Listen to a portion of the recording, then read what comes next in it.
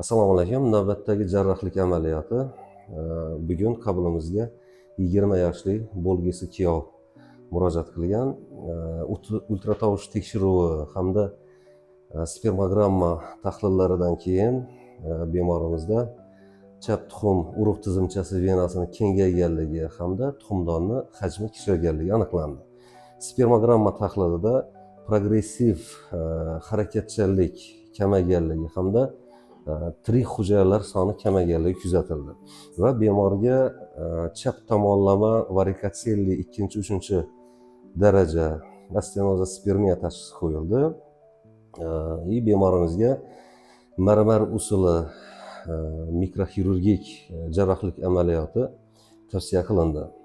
Bu marmar usulini afzalliklari bu kichik kesma, yuqori aniqlik va tez tiklanish bo'ladi.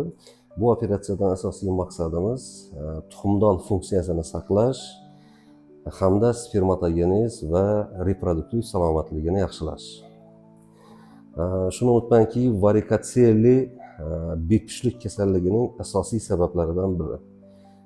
Sizda yoki tanishlaringizda shunga o'xshagan muammolar kuzatilsa, bizga murojaat qilish uchun qabulimizga yoziling.